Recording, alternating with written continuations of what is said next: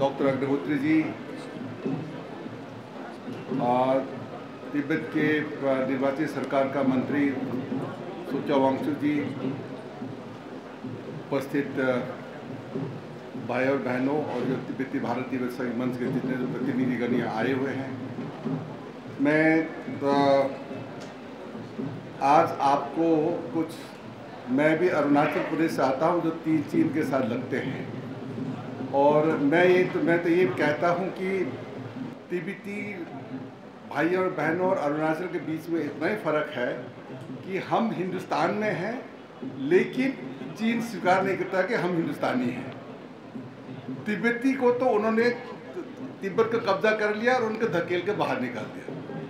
फर्क इतना ही है कि वो लोग बाहर आ गए, हम भारत में रहते हुए कि हम हिंदुस्तानी को वो मानते नहीं।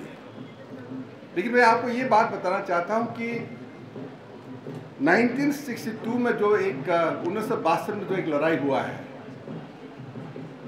उसमें कुछ इस तरह से एक वातावरण बना है कि भारत कमजोर रहा, और हमारे जो पहले सरकार जितने लोग आए थे, कांग्रेस सरकार जो थे, उनका रवैया भी कुछ इस तरह का था कि जब भी हम तिब्बत के चीन के बारे में बात निकालते हैं तो हम उसमें थोड़ा सा अपने आप को संभाल के बात करते हैं। तो इससे हमारे जो नज़र या हमारे जो स्टेटस, हमारे जो पोजीशन पूरी दुनिया में इतने मजबूत नहीं दिखाई देता था।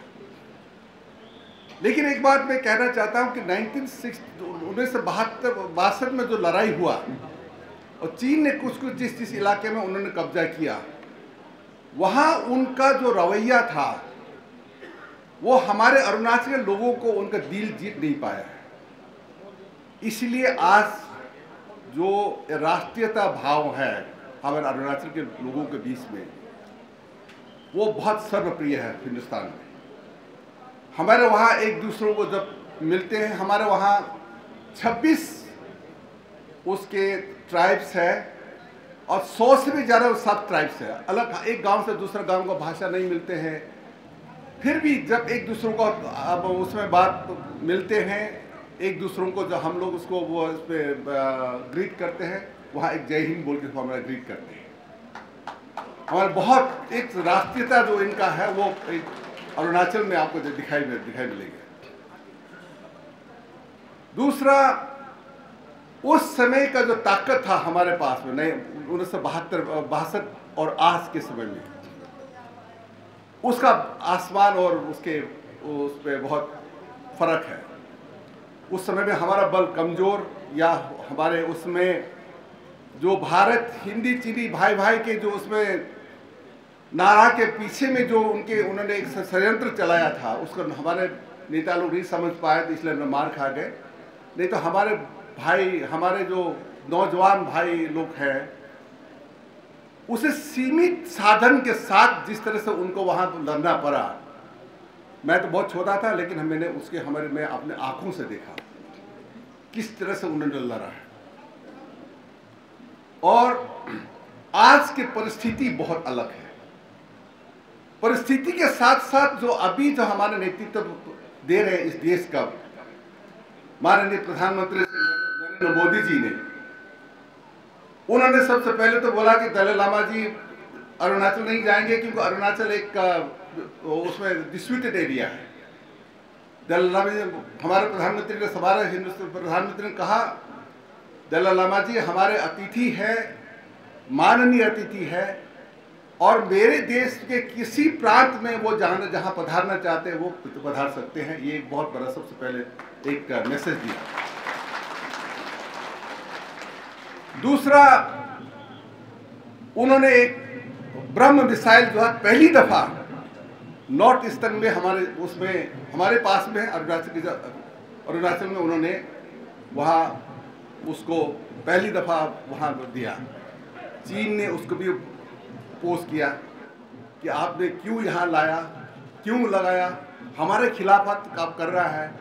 तो वहाँ भी हमारा प्रधानमंत्री ने कहा कि ये मेरा अपना देश है, मेरे देश के सुरक्षित के बारे में है, हमारे देश का एकता और उसके अखंडता के बारे में बात है। मैं इसमें कॉम्प्रोमाइज नहीं करना था। मैं जहाँ समझता हूँ कि यहाँ मेरे देश के उस प्रांत में खतरा है, वहाँ मैं उसको उस मिसाइल्स को वो उसमें डिप्लॉय करूँगा, वहाँ यूज़ करूँगा। उन्होंने एक बहुत बड़ा दूसरा मैसेज दिया और वो हमारे वहाँ मिसाइल्स लगाया है और वो एक पूरी दुनिया में एक मैसेज दिया। तीसरा, आप लोग सबको पता है कि सबने तो सुना है कि डोकलाम के बारे में। डोकलाम का तरह अरुणाचल में बहुत होते रहते हैं। एक चीज मैं आपको बताना चाहता हूं, आज भी जो विरोधी दल है वो ये कहता है कि अरुणाचल में बहुत उसमें काफी उसके इंकर्शंस हो गया है, कुछ जब उसमें आके बैक उसने कब्जा कर लिया है। ये सारी बातों में आप पूरे अफवाह है, ये पूरे रूमर्स है, इस पे आपको विश्वास नहीं करना है।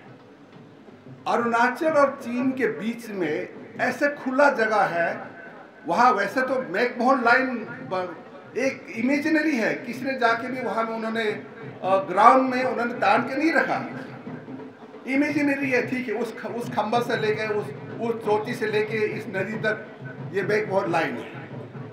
उस बीच में हमारे हिंदुस्तान के फौज है या चीनी का फौज है, उसका कहता है भाई तुम आज सर्वे करके आओ, थोड़ा रेकी करके आओ, वहाँ में तुम्हारे जो रूटीन प्रोग्राम रहते हैं।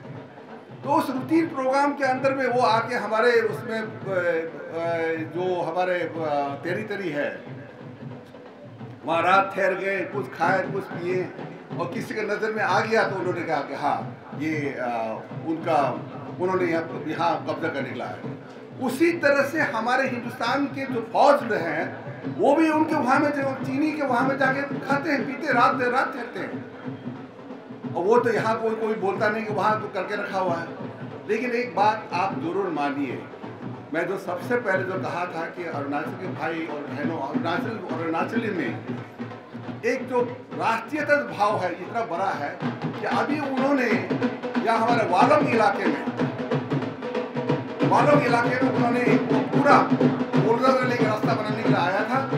उस रास्ते को हमारे लोगों ने जाके उसको बुलडोजर को तोड़ा, उसको बंद किया है।